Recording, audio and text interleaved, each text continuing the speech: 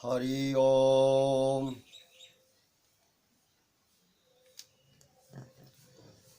हरि ओम तत्सत।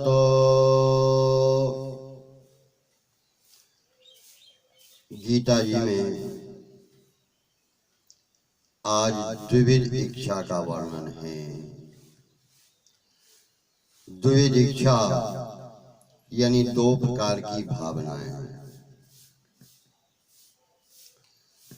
इच्छा तो द्विविधा प्रोक्ता जगतः परमात्मना अपूर्तिर जगदिच्छाया पूर्तिश्च परमात्मना। गीता जी में सत और असत इन दोनों का वर्णन हुआ है। ऐसे ही इच्छा भी दो प्रकार की होती है। एक इच्छा तो सत्य की प्राप्त करने वाली इच्छा होती है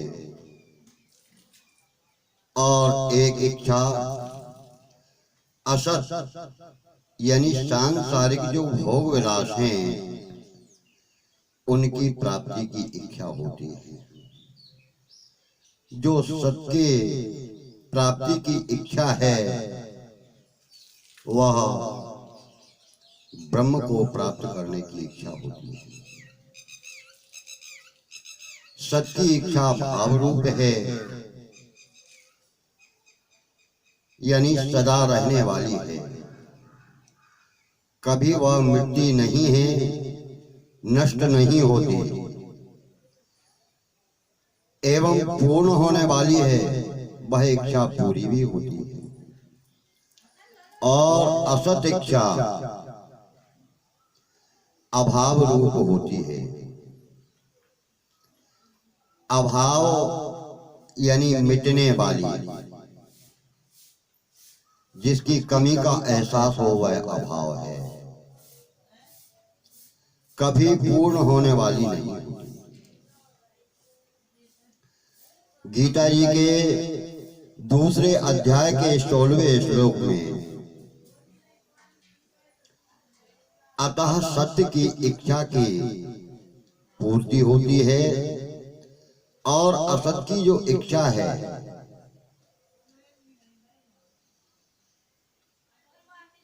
उसकी निवृत्ति होती है। यानी अभाव होता है, कमी का एहसास होता है। वास्तव में देखा जाए तो यह जीव साक्षात परमात्मा जो कि सत्य है उसी ब्रह्म का अंश है और इसने प्रकृति के अंश असत को पकड़ रखा है। उसके साथ तादात्म्य यानी एकता का भाव बना लिया है। गीता जी के 15वें अध्याय के 7वें श्लोक में इसी कारण इसमें दो इच्छाएं उत्पन्न होती हैं। यदि यह प्रकृति के अंश को न पकड़े तो असत की इच्छा से निवृत्ति हो जाती है और सत की इच्छा जागृत होती है, उसकी पूर्ति होती है। कारण कि परमात्मा का अंश होने से परमात्मा की प्राप्ति तो सदा स्वतः सिद्ध अधिकार ही है। क्योंकि जो ये जीवात्मा है यह परमात्मा का अंश है और परमात्मा का अंश होने से परमात्मा को प्राप्त करने का उसका अधिकार है। केवल असत को पकड़ने से अपूर्ति का अभाव अनुभव हो रहा है। क्योंकि इस जीवात्मा ने जो ये प्रकृति संसार है यह असत्य है इसको पकड़ रखा है, इसलिए उस ब्रह्म का अभाव का अनुभव होता है, आभास होता है। कर्म योग के प्रकरण में इन्हीं दो इच्छाओं को व्यवसायात्मिका और अव्यवसायात्मिका बुद्धि के नाम से कहा है। दूसरे अध्याय के 41वें श्लोक में परमात्मा प्राप्ति की इच्छा को व्यवसायात्मिका बुद्धि और भोगों की इच्छा को अव्यवसायात्मिका बुद्धि कहा गया है। व्यवसायात्मिका बुद्धि एक होती है, वह अनेक नहीं होती, क्योंकि परमात्मा तत्व जो ब्रह्म है वह एक है, इसलिए वह बुद्धि एक होती है। मार्ग भेद है, यानी रास्ताएं अनेक हैं परमात्मा की ओर जाने की, परमात्मा को प्राप्त करने की। पद्धति यानी तरीकाओं में अंतर है, भेद है। रुचि और श्रद्धा विश्वास के भेद से इस परमात्मा तत्व की इच्छा को जो मुमुक्षा है, यानी मोक्ष की इच्छा है, प्रेम पिपासा है, यानी उस ब्रह्म के प्रति जो प्रेम की प्यास है,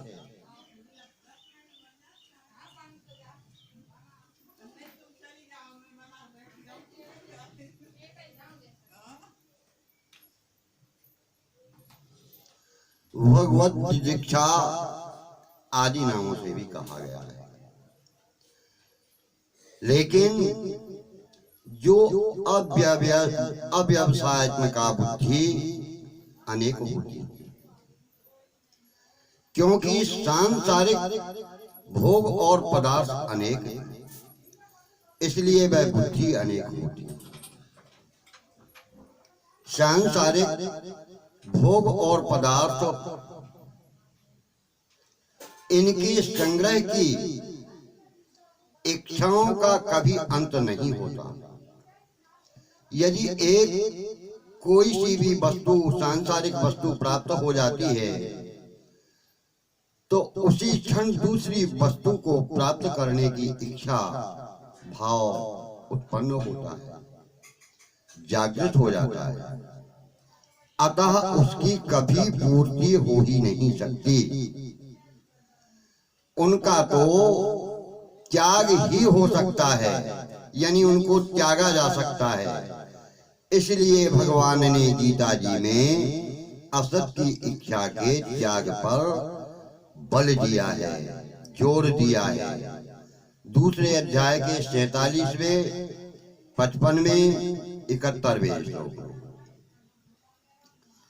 तीसरे अध्याय के 43वें श्लोक में, 5वें अध्याय के 11वें 12वें श्लोक में, 6वें अध्याय के 24वें श्लोक में, 16वें अध्याय के 21वें 22वें श्लोक में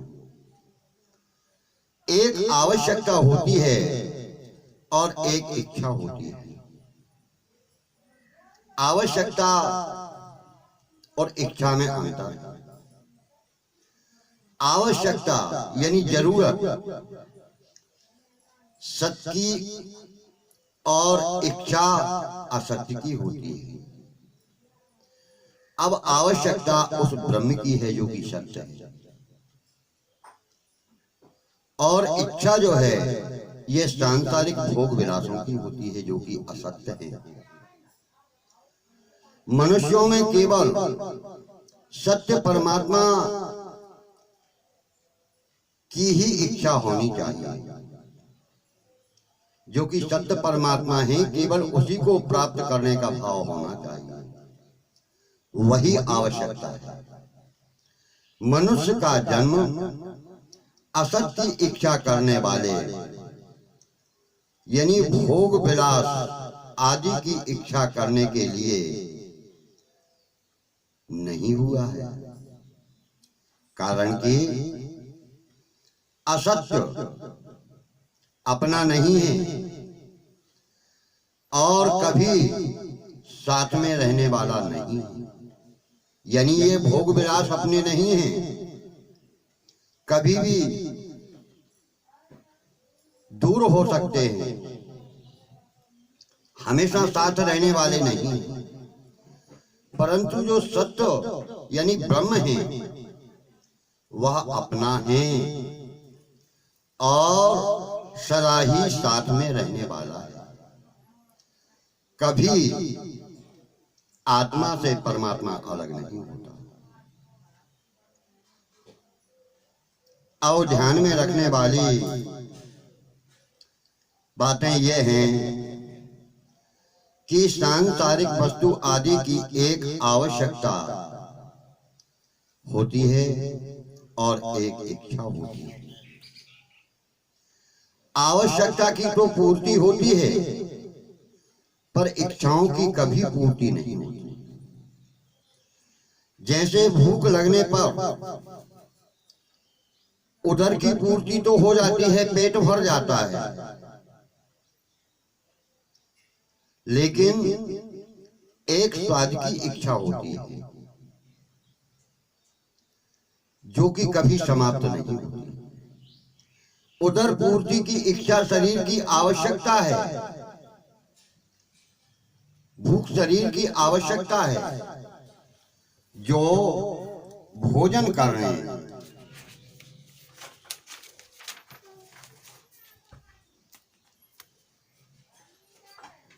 से मिटाई जा सकती है, परंतु स्वाद की इच्छा भोजन करने से मिटाई नहीं जा सकती, क्योंकि वह तो अनेक प्रकार के स्वादों की इच्छा भावना उत्पन्न होती ही रहती है। तात्पर्य यह है कि शरीर की आवश्यकता भूख की पूर्ति तो की जा सकती है, पर उसका विचार पूर्वक त्याग नहीं किया जा सकता। परंतु जो स्वादिष्ट पदार्थ हैं उनकी इच्छा की पूर्ति नहीं हो सकती, उनका त्याग ही किया जा सकता है। उदर पूर्ति की इच्छा भूख एक ही होती है और उसकी पूर्ति का प्रबंध भगवान की तरफ से अपने अपने प्रारब्ध के अनुसार किया गया है। परंतु स्वाद की इच्छाएं अनेक तरह की होती हैं और उनकी पूर्ति का प्रबंध भगवान की तरफ से प्रारब्ध के अनुसार नहीं। कारण कि उदर पूर्ति की इच्छा तो शरीर की स्वाभाविक आवश्यकता है, पर स्वाद की इच्छा हमारी अपनी बनाई हुई है, वह स्वाभाविक नहीं है।